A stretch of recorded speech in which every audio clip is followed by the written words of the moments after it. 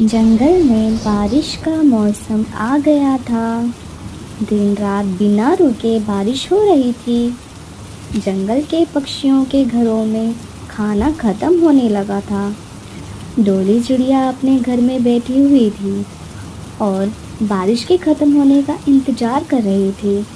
उसकी एक बेटी थी जिसका नाम था गुड़िया। बहुत दिनों से बारिश होने के कारण डोली बाहर से अनाज नहीं ला पा रही थी और घर में पड़ा अनाज भी ख़त्म हो चुका था। पूरे जंगल में सिर्फ कालू के पास ही अनाज बचा हुआ था, क्योंकि कालू और गौरी ने दूसरे पक्षियों का अनाज धोखे से चुरा लेते थे और मज़े से खाते हुए बारिश का आनंद लेता रहता है। माँ, ये बारिश कब रुकेगी? मैं तो तंग हो गई हूँ। हम बाहर खेलने भी नहीं जा पा रहे हैं और भूख भी लगी है बहुत।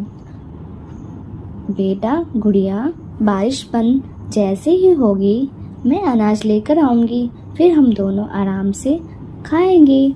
पर अभी तो बारिश रुकने का नाम ही नहीं ले रही है। उधर बारिश में टूनी चिड़िया का तेज बारिश के कारण घर टूट जाता है। वह भीगने लगती है। उनके घर के पास में ही कालू कौवे का घर होता है। वह उड़कर उसके घर के बाहर बैठ जाती है और आवाज़ लगाती है, कालू भैया दरवाज़ा खोलो, मैं टूनी हूँ। मेरे घर में बारिश का पानी घुस गया था जिसकी वजह से वह टूट गया। प्लीज़ आप मुझे अपने घर में थोड़ी सी जगह दे दें। बारिश रुकते ही मैं अपना घर बना लूँगी। कालू अंदर से बोलता है, मैं नहीं खोलूँगा, भाग जा यहाँ से। तू अपने घर की तरह मेरा घर भी तोड़ देगी। तभी डोली चिड़िया अपनी खिड़की से यह सब देख रही थी।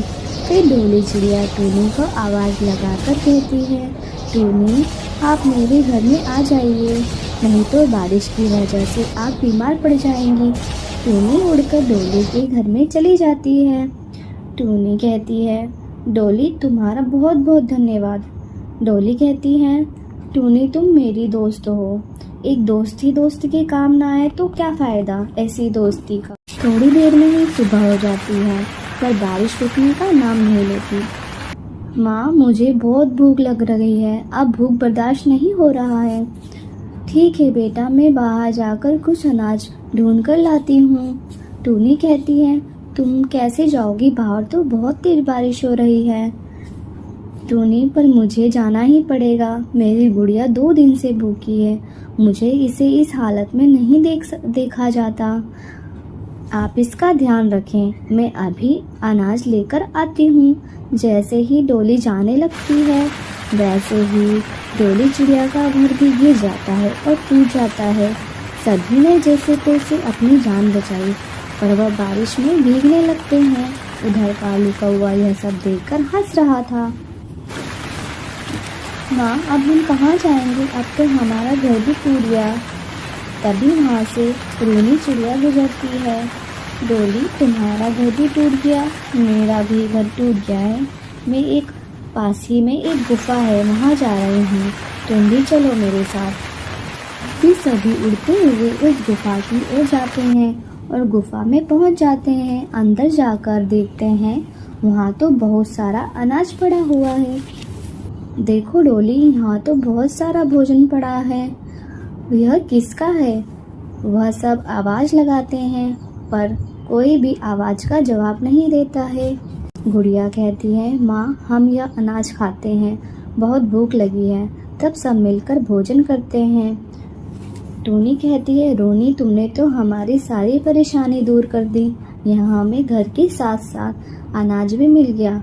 यह तो बहुत दिनों तक चलेगा, चाहे बारिश कितने भी दिन हो, हमें अनाज की कमी नहीं होगी और रहने के लिए भी एक छत मिल गई।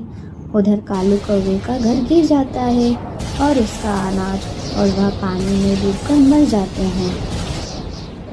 तो दोस्तों, इस कहानी से हमें यह सीख मिलती है कि हमें हमेशा बुरे वक्त में दूसरे लोगों की मदद करनी चाहिए। धन्यवाद। ऐसी ही और अच्छी कहानी सुनने के लिए आप हमारे चैनल को लाइक, शेयर एंड सब्सक्राइब करें। धन्यवाद दोस्तों। अब मिलते हैं अगली नई कहानी में।